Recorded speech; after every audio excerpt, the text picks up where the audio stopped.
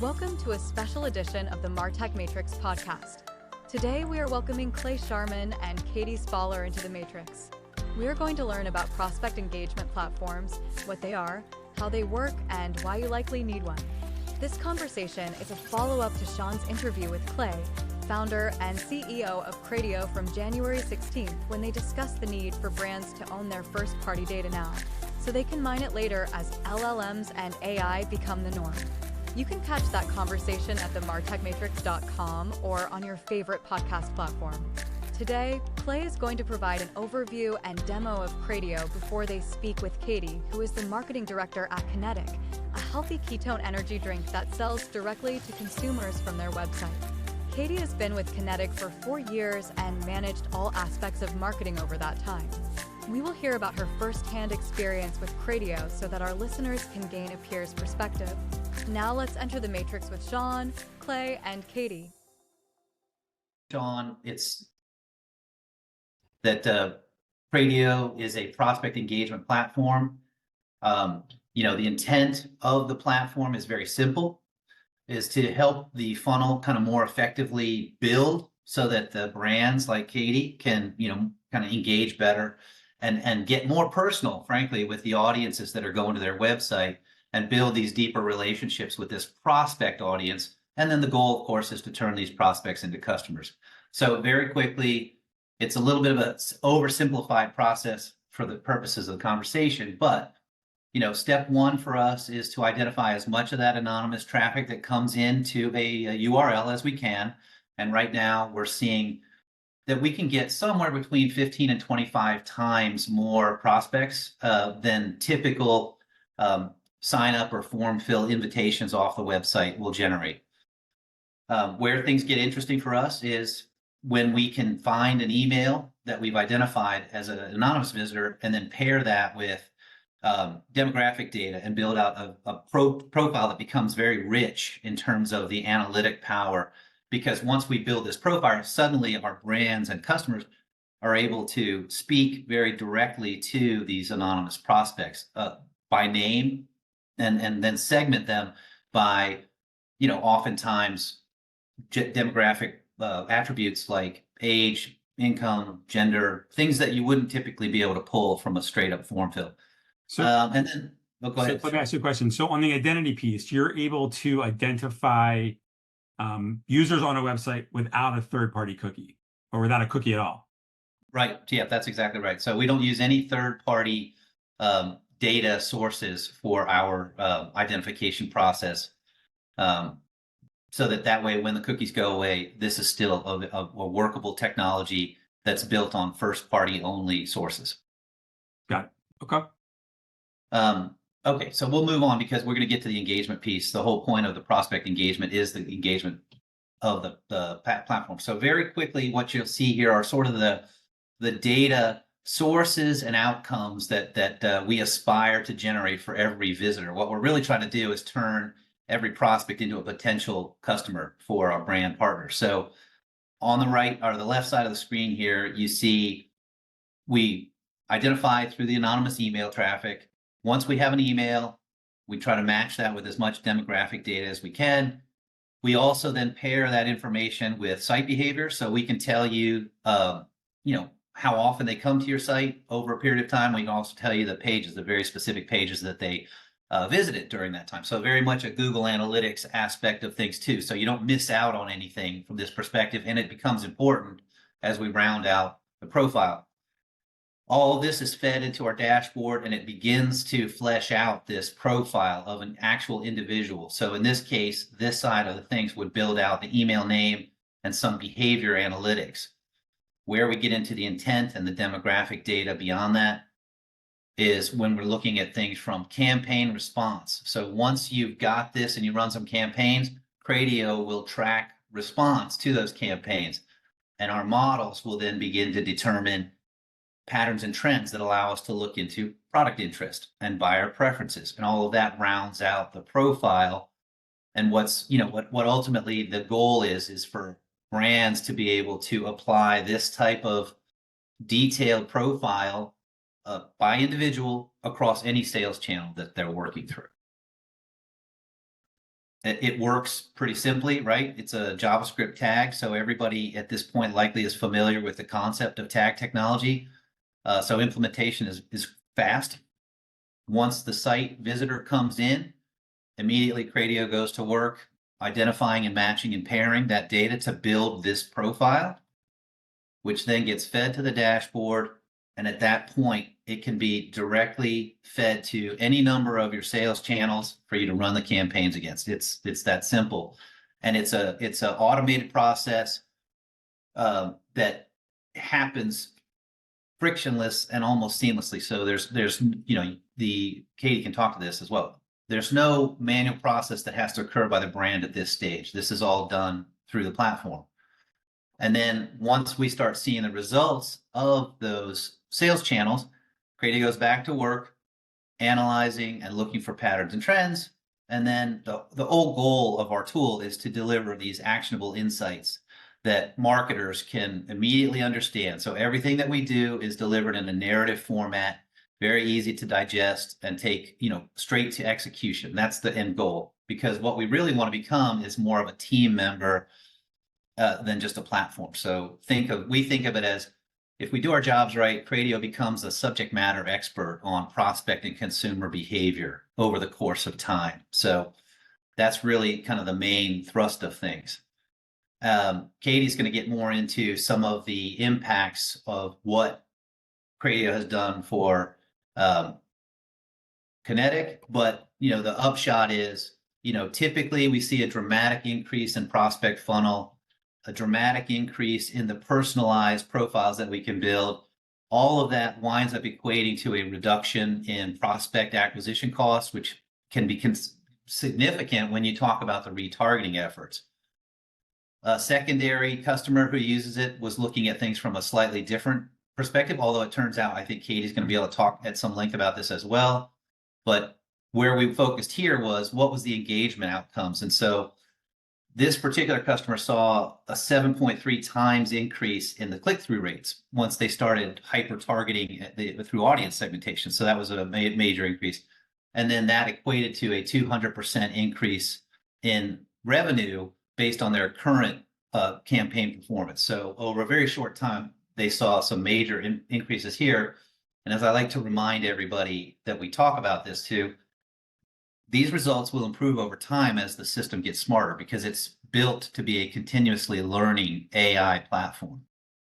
And then the last thing we'll talk about, Sean, is the use cases that current audiences are using it, or customers are using it for, which is segmentation, targeted emailing, targeted advertising. And then you start to get into the ability now at the personalized customer experience. You could start looking at where your website is, succeeding and failing in terms of landing messages and content, or if you're excluding an audience that you should be including, that kind of stuff. And then strategy really comes into play. So is it fair to say that you're basically helping brands build a dossier on every user that comes to their website, so that at any given time they're able to speak to them like they know them, right? So what they shop for, who they are, where they live, what they look like in terms of their demographic profile. Just like somebody, if they were to walk into my store, I would be able to introduce myself and get, glean all this information from a conversation. Now I can build on that over time. Right. That's exactly right. What we found, even from the thinking head sort of think tank groups like Forbes or Gartner, the consumer demand for brands is to provide more personalization, get to know them better, reduce the clutter of a misfired campaign message. And so, we think that what you just said should be the core message of what we're trying to deliver, which is, can we give Katie enough information so that she can talk to every one of her customers like they're an old friend, right? And so really build a relationship rather than just see everybody as a straight up transaction. Got it. How does this align with privacy laws? I mean, specifically CCPA in the US, but how does this jive with what CCPA says you can and can't do? Yeah, that's probably the most important question that we face from prospects when we talk to them, and that's certainly the most important thing that we considered right out of the gate. So I think it's important to remember that website traffic is first-party data, in the sense that it was initiated by a visitor to take the time to go to a site. So once they're on your site, they are effectively first party data possible, right? And then the question is, can you catch them? So what we tell our customers, and Katie knows this, is, use your consent banner at the front of the screen to get buy-in that you're going to collect marketing data. It's not a requirement to use the consent banner, but it certainly makes things black and white in terms of compliance if you do so. And so once somebody opts in, whether they expressly opt in or they imply opt in, we can begin collecting data on them. So the way we comply, though, with that, Sean, in your case is if you voluntarily opt out of data collection, we don't collect you. So, and each state is kind of learning about data privacy, but CCPA remains sort of the industry standard. And so we continue to watch, and we can evolve with evolving privacy as well, if that's what it takes. Hey, Kate, let me ask you, from your experience when you onboarded with Krateo, what was your company's perspective on privacy and CCPA, and how are you handling that going forward? So, I mean, there's definitely like a lot of responsibility that falls to not just companies like Krateo, but also the brand when it comes to how the data is being used and collected. And so we're really sensitive about privacy. We make sure that our privacy policies are up to date and are also willing to evolve as the laws change. Like, based on how extensive like Clay dives into the current state of privacy, we felt really comfortable with what we're doing with Krateo from that angle, and also just how intelligently we're leveraging the data and only using it to communicate with the most high intent customers. So it doesn't come, the communications and relationships that we're building don't come across as spammy.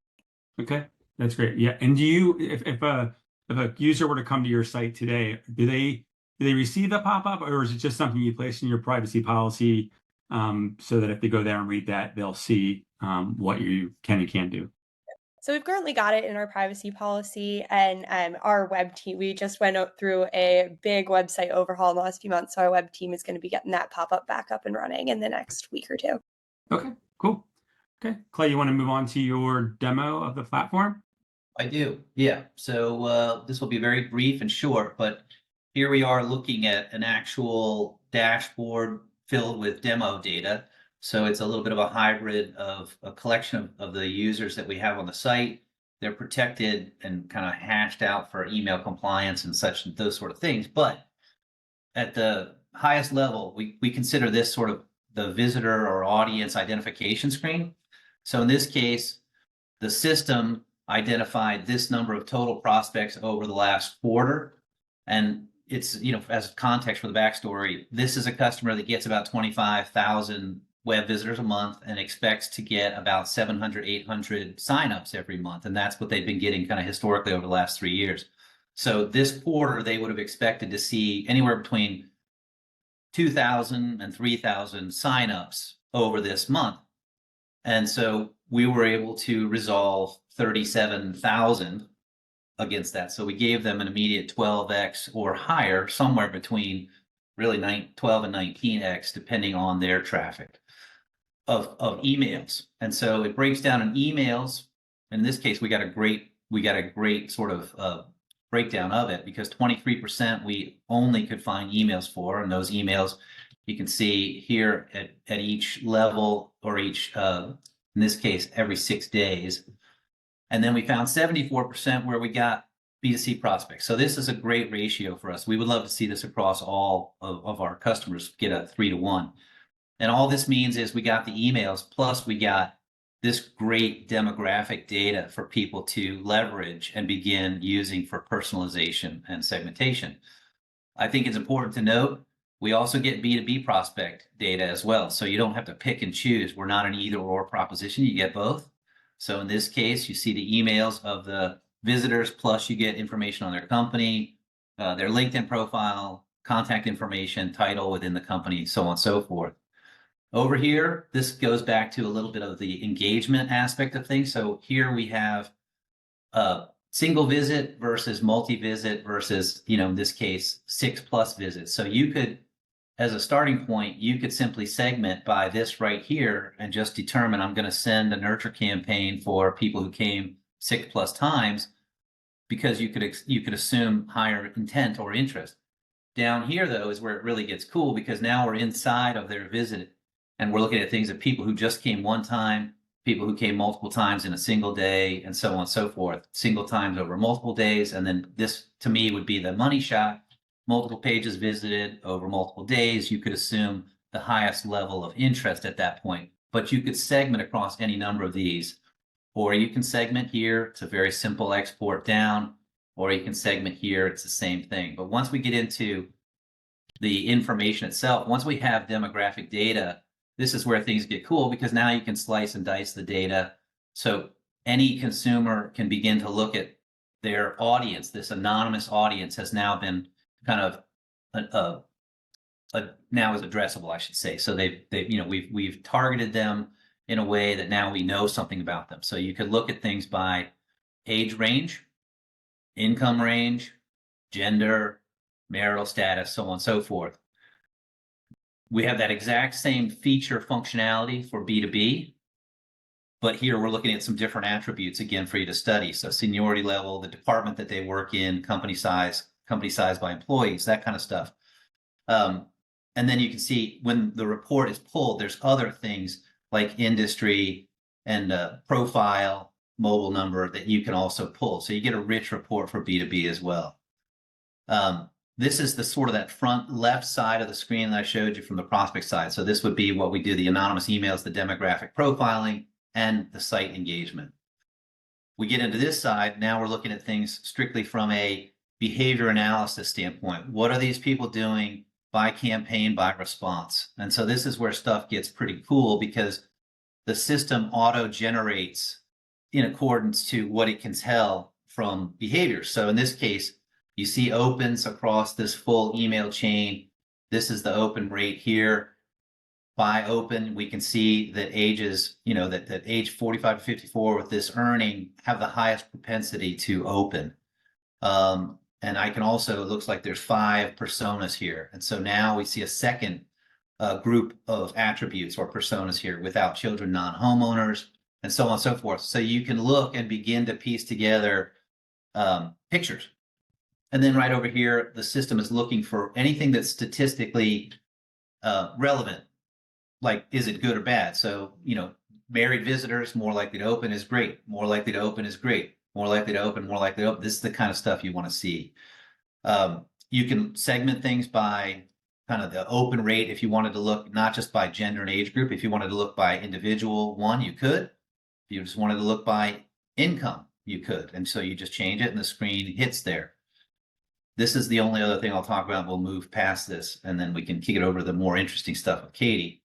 But we also collect data on the last channel that brought you to the site. So you can see if it was paid search or campaigns that brought you in. That's critical, obviously, when you start looking at sales channel optimization. This is a very basic form of it, but it's important because we can start to draw some insights from this as well. And then the last thing that we'll go over very quickly is the ability to generate a very unique, specific report based on the attributes that you want to execute against. So rather than have to filter at the Excel file level, you can set up your own report. And if I'm just interested in age range and I have a very specific age range interest, maybe I want to see what 45-54 looks like. And yes, I want them to have children.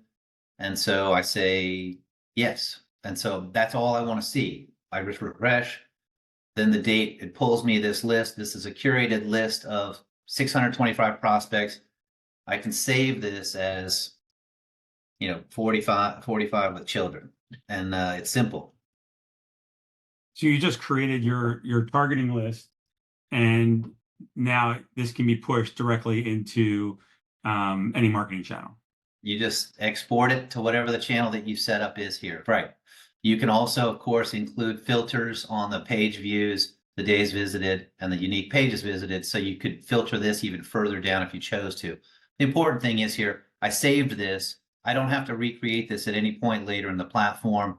And then ultimately next week, we'll be releasing the ability to set a schedule of duration. So this could be a daily drop, this could be a weekly drop, this could be a monthly drop. And you can set as many of these audience exports as you want in order to use for execution. So Katie, when you were speaking a few minutes ago, you said that, you guys are really smart and thoughtful about how you use the data. Are you using these tools to help create your audiences so that you're focused on the most engaged, or and targeting your messaging based on their engagement? Is this how you're doing it? So that's how we're building the lists. And then that's how we're establishing the different levels of intent and the different kinds of intent. The campaign 360 is also like a really big part of what we use. But essentially, there are some people, like, you get so many prospects with Krateo that there are some people that you don't want to communicate to right off the bat, because that's going to negatively affect your deliverability and your engagement metrics. But using the tool that they've built to refine these reports, you can be really smart about the people that you're speaking to in so many ways. This is how I'll build new segments to import into Klaviyo, our ESP, to really refine our messaging over there, or build audiences to expand some of our paid media marketing audiences. Yeah. It feels like you could take the sort of lower engaged people and maybe not get rid of them, but maybe you put them as part of a social, like a mid or upper funnel social campaign, where you're sort of just branding a little bit more, right? Yeah, Getting them more comfortable. we use that to build brand awareness. So we put them at top of funnel, we build more brand awareness. So by the time they come back to site and are visiting multiple pages across multiple days, then we can reach out to them directly. So that feels like a much more natural evolution of the relationship that we're building with them, because that's our biggest focus, is we use Krateo to evolve how we communicate with our customers, to really establish that trust and loyalty and value with the brand. And when you create those different segments, are you creating different messaging? So based on the products they looked at, or how engaged they were, or the demographic data, or anything else? Is it unique messaging? It definitely varies, but we have Kenetik is a really niche product that has myriad benefits for just about everybody. But that expands everyone who's like looking for a caffeine alternative, to people who are concerned about neurodegenerative diseases, because ketones are your brain's favorite fuel source. And so I definitely leverage the age data, honestly. So we communicate to our older audience in a slightly different way. So we communicate to our 55 plus audience a little differently than we communicate to our 35 to 55 audience. And I guess you probably can glean more information based on content that you read on the website as well. Yep. You can really dive into that. It's awesome. Clay, I'm curious. In the intro, we talked about, or we mentioned, the AI LLM component to this. Take us through, or just kind of paint the picture with words, what that looks like a year from now. I don't know how long you've been working with Katie exactly, but like, is the idea that you'll be able to take all this data that you're showing us that's in aggregate and then mine it, or will it automatically surface insights on its own? Like, how should someone expect to leverage that data 6, 12, 18 months from the time they start? Yeah, so I mean, like anything, when you feed the platform with interactivity, it grows more intelligent. And so it is a real learning platform from that perspective. So not just machine learning, but the AI component also learns and trains. So I think it's a great question, because over time, we like the number. I love for it to be 6 months. It's probably closer to 12. The system will shift over from confident insights to confident recommendations. So then at that point, once it moves into recommendation engine, it is surfacing what it's seeing going on. And you might be simply able to prompt it with hey, what are you seeing today about our campaigns that we should be paying attention to? And then the system will address that very specifically with what it sees going on across the campaign ecosystem. So yeah, where it is today, think of it as it's in primary school. And as it works through, it'll speed through high school and college and become a graduate student before you know it. And then ultimately, it's the expert that you're going to for information. I'm going to ask Katie this question after I ask you, but how do your clients think about ROI, right? Because it seems like the use is going to be different as time goes by, or it's going to get better as time goes by because you have more data. How do they evaluate ROI, say in the first month versus the 6th month versus the 12th month? Right, that's a great question. Actually, that's probably the hardest question as a barrier for us. I think of it as a swimming pool, right? So you're going to go in the shallow end of the pool is, does your prospect funnel, has it grown significantly with people that we pulled from directly from your website traffic? So at that point, you'd look at things like deliverability, bounce rate, and unsubscribe as your sort of your metrics. Are you seeing good numbers against what you would expect to see with a cold list the way it used to be? And then probably the more important ROI factor in that first month is, are you seeing a significant increase in the number of profiles that have been built around these emails that you suddenly can segment by particular, beyond just a site behavior analytic? Now you can segment by a demographic. So in Katie's case, age, she's got the ability to segment by age. So ROI from that standpoint, from our world, would be increase the funnel significantly with good emails that can be used for retargeting, but then build profiles around a significant number of those. And again, 75 would be our target. If we could do a 3-to-1 on every email that comes in, that's winning the fight. And then the campaign results, start filtering back and the insights start generating. So ROI in the first month is more about volume increases across those two metrics. ROI in month 2 and 3 is campaign analysis, in my mind, where you're starting to see unbiased views, where the machine learning aspect of things is just simply presenting you with insightful metrics and personas that you can now use again to further target. And then months 4 to 6, the machine is starting to really kind of grow into the role of persona development and audience segmentation, so that there's a confidence on both sides that what's coming out of it is not just useful and actionable, but accurate. And then, the second half of the year is all about those insights being kind of tested so that the machine gets this level of confidence that my insights really should flip to recommendations. So, it is very much an evolving thing. It's a walk, crawl, run model. And really, I would say it's a, walk, crawl, run, sprint, because we think we can go really far, really fast once the confidence ratings hit at a certain threshold. Got it. Katie, do you think about it the same way, or how are you guys evaluating your investment? Definitely thinking about it in a very similar way. Like, I think right off the bat, the value is in that increased prospect volume, because you're identifying the previously lost opportunities.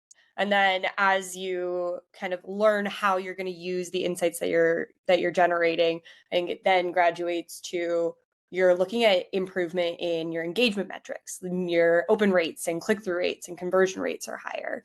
And then over time, it really builds up to like increasing that customer lifetime value, because you're really nurturing that relationship with that user, and they become you can convert them from not customers into one-time purchasers into returning customers. And that's really where it's at for us. Got to make sure you track it all. When you first started working with Krateo, was there a specific problem you were trying to solve for, or did they just show up at your doorstep and be like, "We can do this for you," and you're like, "That sounds cool," or was there a pain point that they were really speaking to that you've had? So it was the potential to, because again, Kenetik is a ketone beverage. It really, like, our core users were early adopters were all keto dieters and intermittent fasters, because they're the people that are making their own ketones. And so they know exactly what it is. They understand the science behind it. And so we wanted to learn more about them, but also expand our customer base by figuring out who the people that were coming to site that were just curious, that we needed to educate a little bit more. That's kind of where it started, because we really want to build brand awareness and that trust and loyalty and grow our community to bring our product to a wider market. So what was the most interesting thing you learned as you started to talk to a broader audience? What did you learn about the people that were shopping for your product? Were they exactly who you thought they were? Not exactly. Like there were definitely some that fell into those buckets of what we had known. But it was really interesting seeing with all of the data that we were getting that it's really more that high performing professional, like making a slightly higher income, someone who is slightly younger than our original demographic, who cares about longevity, but also cares about their performance on a day-to-day basis. And so we realizing that was so pivotal last year because it helped us refine our messaging, refine our branding, and we overhauled the brand at the end of last year. And it's with leveraging a lot of the insights from Krateo, and we've seen great success with that. Yeah, I always think it's interesting when a brand says, my ideal customer is this. But there are products that I buy that my wife buys, but we buy them for completely different reasons, right? For me, it might be convenience. For her, it might be fashion or price or whatever. I don't know. But I think it's important to understand the different groups and why they buy, so you can speak to them the right way. He give you a bunch of analogies, but I won't.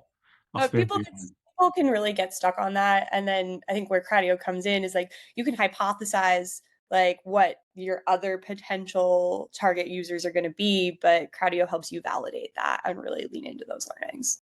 Yeah. So we also talked about earlier about first party data, and with third party cookies going away, it's everyone's it's on everyone's mind. Half of them are gone. We always say the rest are going away. Is this something that you're thinking about, and how important is it for you to own more data, to own the data about your customers? I mean, it's an ever increasingly important thing to be able to own that data.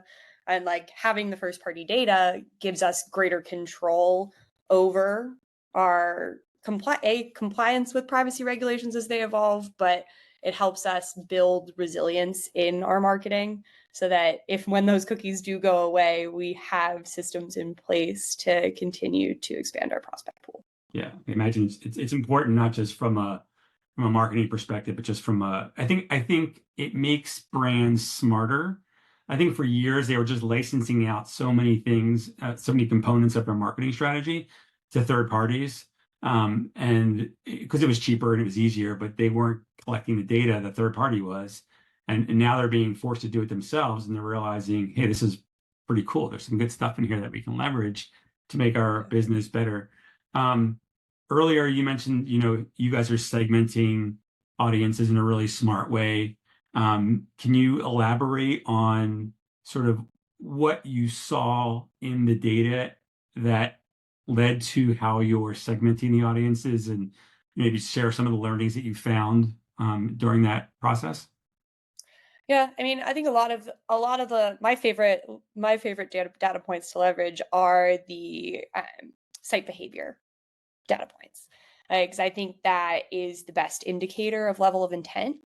So it's been really interesting to see who are the people that fall into the single page visits over the course of a few days. Like if someone is just looking at our product page, or someone is just looking at the science page, there's a moderate intent to purchase or a moderate level of curiosity, and like we need to engage those users in a very different way because there's a big burden of education with our product. And so being able to understand who falls into those different pools allows us to engage in a lot more meaningful way and support the buying process throughout. So what are some other ways that you leverage that data, right? So there's, I mean, clearly the segmentation of the audiences, but how are you executing on that? In other words, are you, Clay showed all the different places you can push the data. Are you using it for personalized experiences on the website? So if I'm a certain segment, I'm going to get driven sort of a certain way, or are you using it for social media advertising, for email marketing, for display, for any other channel? Like how do you use it? So so it's when we started working with Krateo, I was primarily only using it in email marketing. And that is really the bread and butter of what I use the platform for. But we've really expanded into using it in our social media advertising and building out basically the entire funnel, like expanding that, because we have so much more insights and so much more control over that data than what Facebook is ever going to give us.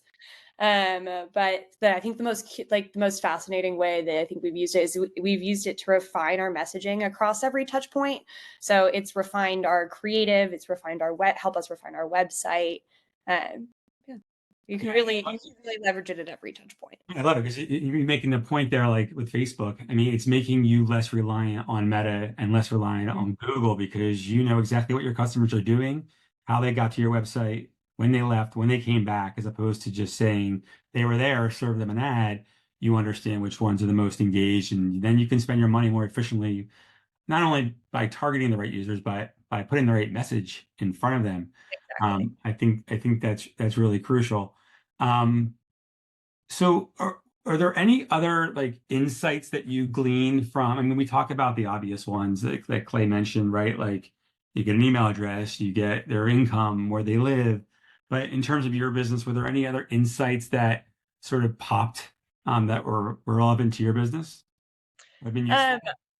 I think the most exciting and useful the most exciting thing that we've learned is in the B2B data set, because we're a direct to consumer company. So I was originally only looking at the email prospects and then the enriched B2C prospects, because that was really our bread and butter. But the B2B prospects, especially as we've grown as a company, have given us some interesting wholesale opportunities to really expand that segment of the business.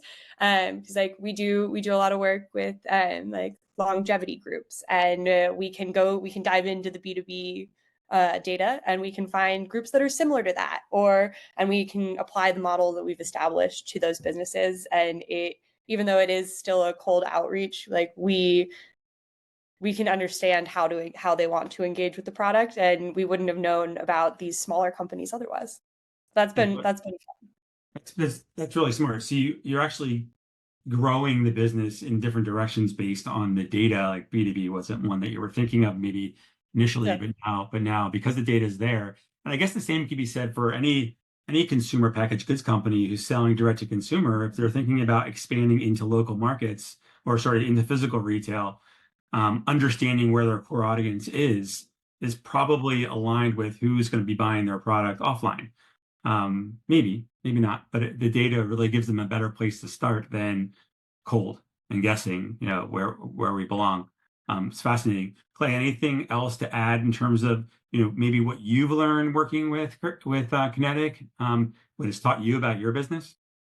Yeah, actually, there's a lot we've learned from Katie specifically because, one of the things that she was game for early on was the application of intelligence to this list and an understanding out of the gate. I think it's important for everybody that we talk to understand this was a giant group of undecideds on your website. They weren't persuaded to take the action you hoped they would take, but you have no idea if that was because the doorbell rang or they running late to something or they, just forgot. And so, one of the things that Katie did early on was explore, kind of be open to exploring what does it mean? How do we re-engage?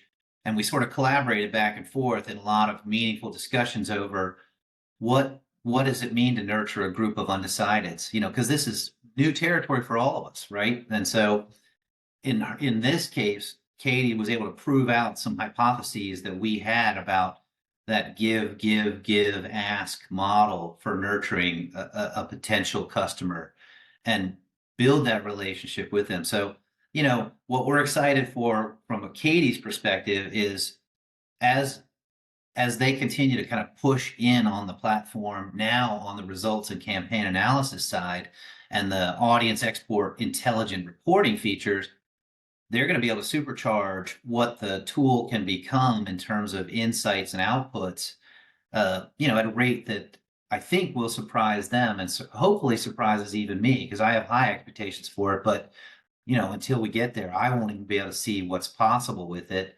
And what I think we're going to discover is there really is no ceiling in terms of what the system can learn over time. It's, and what's perfect about it is whatever Katie turns it into, it's going to be uniquely Kenetik.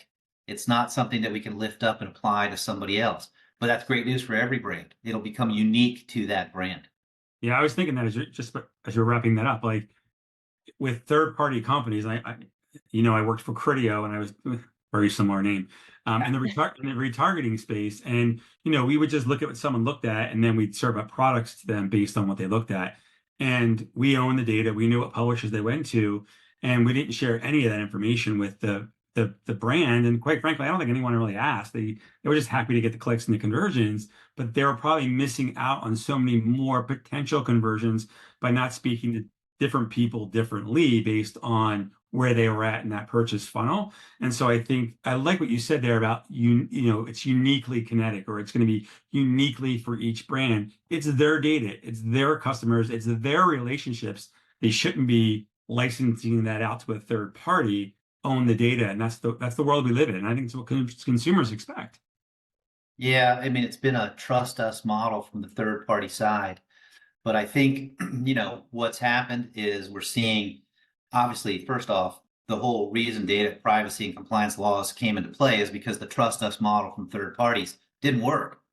So brand ownership of the data is critical in order to reestablish that trust and loyalty. And I think when you think about your own personal relationships, you wouldn't outsource that to somebody else to manage it for you. You'd take it in-house and build it for yourself. And so we think transparency with our brands and giving them all of the data is the best way for them to go right out to their customers and prove you can trust us with this data. And in doing so, we're going to get to know you way better than we ever did before. And that's the win for everybody. Yeah. Katie, did you have something to add? It just being able to build, like, have the control of that data and being really pragmatic about how you're leveraging it not only allows you to build that trust and that loyalty, but it really gives you the opportunity to add so much more value in that relationship, which works out for all of us in the long term. Yeah, I love it. But let's end it there, because I think that's a perfect note to end it on. And we'll share this recording with all of the participants, and we'll post it on the website.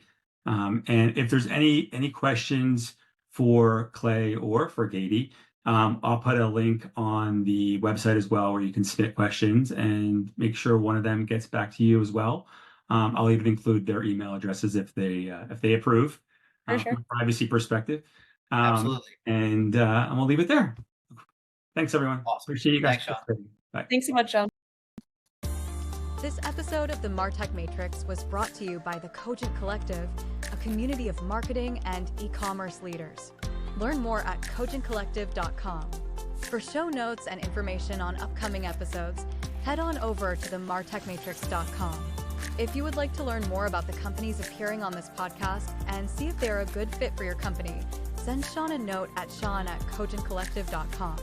New episodes of the MarTech Matrix podcast will drop every Monday, so be sure to subscribe with your favorite podcast network so you can stay on top of what's happening in the Matrix.